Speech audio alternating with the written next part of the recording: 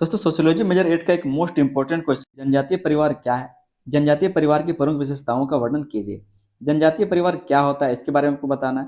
साथ में जनजातीय परिवार की प्रमुख विशेषताएं क्या है इसके बारे में आपको बताना है। ये भी क्वेश्चन आपका मोस्ट इंपॉर्टेंट क्वेश्चन है। जितना भी आपका सोशियोलॉजी मेजर 8 का इंपॉर्टेंट क्वेश्चन सारा करा दिया गया है। जो कुछ एक दो क्वेश्चन बच गए उसको बहुत जल्द करा दिया जाएगा, ठीक है। प्लेलिस्ट का लिंक आपको इसी वीडियो के डिस्क्रिप्शन में देखने को मिल जाएगा, तो जाकर के आप लोग तैयारी शुरू कीजिए। साथ में आप लोग व्हाट्सएप ग्रुप को जरूर जरूर ज्वाइन कर लीजिएगा। जब आप लोग प्लेलिस्ट से तैयारी कर रहे हैं तो आप लोग व्हाट्सएप ग्रुप पे जरूर ज्वाइन कर लीजिएगा, क्योंकि इंपॉर्टेंट जो नोटिस होता है वो वहीं पर डाला जाता है। तो आप लोग व्हाट्सएप ग्रुप पे जरूर जरूर ज्वाइन कर लीजिएगा। चैनल पर नए तो आप लोग चैनल को भी सब्सक्राइब कर लीजिए और बेल आइकन को दबाकर उसको ऑल पर भी सेट कर लीजिए, ताकि आने वाला जो सेमेस्टर बचा हुआ है उसमें आप सारे सब्जेक्ट में अच्छे से तैयारी कर सके। समझते इस क्वेश्चन के आंसर को। कहा जा रहा है कि जनजातीय परिवार समाज की वह प्राथमिक इकाई है। क्या कहा जा रहा है कि जो जनजातीय परिवार है समाज की वह प्राथमिक इकाई है जो आधुनिक परिवारों की तुलना में अधिक सरल, जो आज का परिवार है उसकी तुलना में अधिक सरल होते हैं, संगठित और परंपराओं से बंधी होती है। जनजातियों में परिवार केवल रक्त संबंधों का समूह नहीं है। जो जनजातीय लोग हैं वहां पर परिवार केवल रक्त संबंधों का समूह है, मतलब जो खून का रिश्ता सिर्फ वही नहीं है, बल्कि यह आर्थिक उत्पादन और धार्मिक अनुष्ठानों का केंद्र भी है। यह आर्थिक उत्पादन मतलब जो आर्थिक उत्पादन करते हैं या फिर जो धार्मिक अनुष्ठान करते हैं उनका केंद्र भी है, ठीक है। ये सिर्फ रक्त संबंध का समूह नहीं है। आगे इसमें कहा जा रहा है जनजातीय परिवार का अर्थ। पहले हमने एक छोटा सा परिचय को समझ लिया, आगे हम लोग देखेंगे जनजातीय परिवार का अर्थ। जनजातीय परिवार किसे कहा जाता है? कहा जा रहा है कि जनजातीय परिवार वह परिवार है जो किसी विशेष जनजाति से संबंधित होता है। जो किसी विशेष जनजाति से संबंधित होता है उसी को जनजातीय परिवार कहा जाता है, और जो अपनी परंपराओं, रीति रिवाजों, विश्वासों और सामूहिक जीवन पद्धति के अनुसार जीवन व्यतीत करता है। जो भी जनजातियों का रहने का तरीका होता है, खाने पीने का तरीका होता है, पहनने का तरीका होता है, जो भी उनकी परंपराएं, संस्कृति, उनको जो मानने वाले लोग होते हैं और जो उस जनजाति से बिलोंग करते हैं उसी को जनजातीय परिवार कहा जाता है, ठीक है। आगे कहा जा रहा है कि इस प्रकार के परिवारों में रक्त संबंध, आपसी सहयोग और सामाजिक नियमों का विशेष महत्व होता है। और इस प्रकार का जो भी परिवार होता है वो रक्त संबंध होता है, मतलब जो खून के रिश्ते हैं वो होता है, आपसी सहयोग के लिए होते हैं, जो सामाजिक नियम है उसका विशेष महत्व इनमें होता है। आपसी सहयोग का मतलब क्या है कि कोई भी अगर मुसीबत आता है तो सारे लोग मिल करके उसका सामना करते हैं, और जो सामाजिक नियम है उसका यहाँ पर विशेष महत्व होता है जनजातीय परिवारों में। अगर इसको आसान भाषा में लोग समझना चाहे तो इस तरह से कह सकते हैं कि जा सकता है कि जनजातीय परिवार में पाया जाने वाला पारंपरिक और समुदाय आधारित परिवार ही जनजातीय परिवार कहलाता है। जो जनजातीय समाज में पाया जाने वाला पारंपरिक और समुदाय आधारित परिवार है उसी को जनजातीय परिवार कहा जाता है। एक सिंपल सा 2 लाइन का यहाँ पर डेफिनेशन लिखा हुआ है, तो आसान भाषा में इसको भी आप समझ सकते हैं। आगे हम लोग देखेंगे जनजातीय परिवार की प्रमुख विशेषताएं। जो भी जनजातीय परिवार की विशेषताएं उसको हम लोग समझ लेते हैं। कहा जा रहा है कि जनजातीय परिवारों की प्रकृति और संरचना को निम्नलिखित बिंदुओं के माध्यम से समझा जा सकता है। जो भी जनजातीय परिवार की विशेषताएं वो निम्नलिखित हैं, उसको हम लोग देखेंगे। सबसे पहला जो हम लोग पॉइंट समझेंगे वो है धार्मिक एवं टोटमवादी विश्वास। धार्मिक एवं टोटमवादी विश्वास, टोटम क्या होता है इसके बारे में हम एक कंप्लीट आंसर करवाएंगे बाद में, ठीक है। फिलहाल हम आपको समझा देते हैं कि टोटम होता क्या है। टोटम जो है जनजातियों में कोई भी वस्तु हो सकता है, कोई भी जानवर हो सकता है, ठीक है, कोई भी प्रकृति मतलब पेड़ पौधा वृक्ष कुछ भी हो सकता है। टोटम जिसको कहते हैं, लोग उसको भगवान की तरह पूजते हैं, जिनको जनजातीय लोग अपना क्या पूर्वज मानते हैं, ठीक है, और उनको किसी भी हालत में नुकसान नहीं पहुंचाते। जैसे किसी का टोटम हो सकता है बाघ, ठीक है, किसी का टोटम बाघ हो सकता है, किसी का टोटम बरगद का पेड़ हो सकता है, किसी का जो टोटम है वो पक्षी हो सकता है, ठीक है। तो इस तरह से कई सारे टोटम हो सकते हैं, कोई वस्तु हो सकता है, कोई चित्र हो सकता है।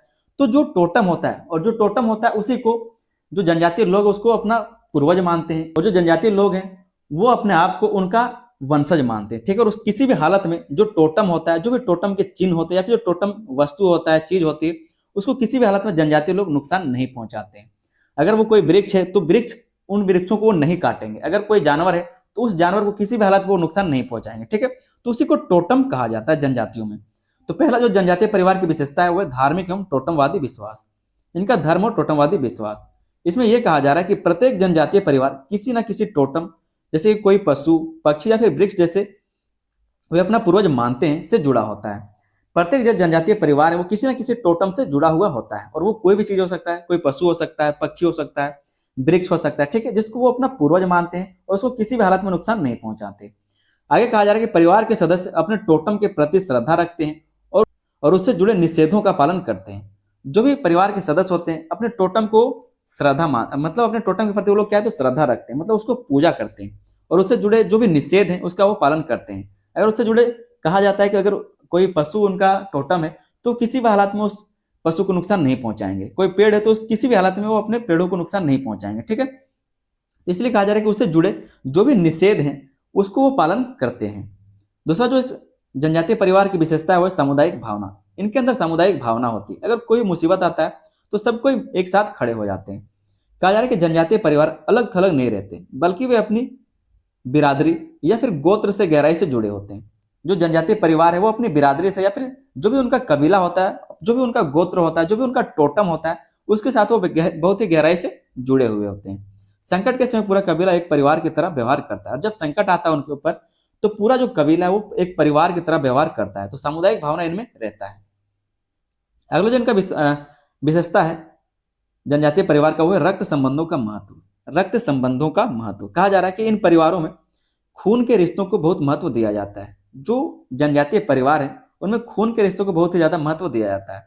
परिवार के सदस्य एक दूसरे की सहायता करना अपना कर्तव्य मानते हैं। जो भी परिवार के सदस्य होते हैं किसी भी हालत में एक दूसरे का सहायता करते हैं और उसको अपना वो लोग कर्तव्य मानते हैं। रिश्तों में अपनापन और भरोसा होता है।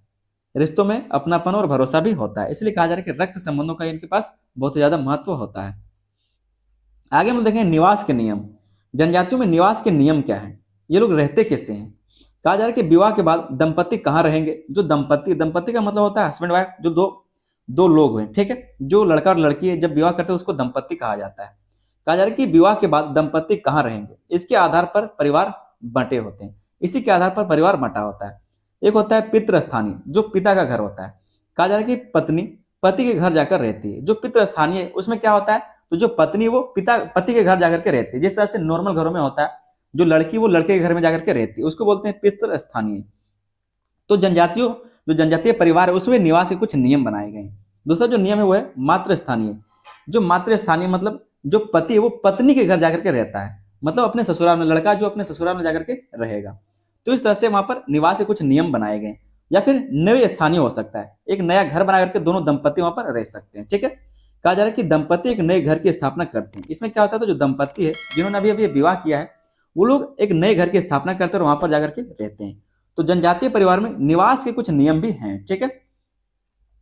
आगे जो इनका विशेषता है वो है वंश और नामकरण। इनका वंश कैसे चलता है और इनका नामकरण कैसे होता है, किस वंश के नाम पर इसका नामकरण होता है, माता के नाम पर होता है या फिर पिता के नाम पर होता है। जो संपत्ति होती है वो माता की तरफ जाता है या फिर लड़के की तरफ जाता है या फिर लड़की की तरफ जाता है। कहा जा रहा है कि वंश के आधार पर जनजातीय परिवार दो प्रकार के होते हैं। वंश के आधार पर जो जनजातीय परिवार है वो दो प्रकार के होते हैं। एक होता है पितृवंशीय, जो पिता का वंश कहलाता है, जहाँ वंश पिता के नाम से चलता है। जहाँ पर वंश जो कहाँ से चलता है, तो पिता के नाम से चलता है, जो नॉर्मल घरों में देखने को मिलता है, जैसे कि गोंड और भील जनजाति। यहाँ पर क्या है, तो जो वंश है वो पिता के नाम से चलता है। वहीं पर जो दूसरा तरीका है मातृवंशीय, जहाँ वंश माता के नाम से चलता है, जहाँ पर वंश जो है माता के नाम से चलता है और संपत्ति की उत्तराधिकारी पुत्री होती है। वहां पर जो पितृवंशीय था वहां पर जो परिवार है वो कैसे चलेगा, वहां पर जो वंश वो कैसे चलेगा, तो पिता के नाम पर चलेगा, और जो संपत्ति का उत्तराधिकारी बनेगा वो कौन बनेगा, लड़का बनेगा। लेकिन जो मातृवंशीय वंश है वहां पर क्या होगा, जो मातृवंश यहाँ पर क्या होगा, तो जो माता है, जो लड़की है, इसके नाम से चलता है। इसके नाम से क्या है, तो वंश चलता है। और जो संपत्ति है वो भी लड़की के, जो अगर महिला है तो महिला के बाद उसी की बेटी का ही होगा, ठीक है।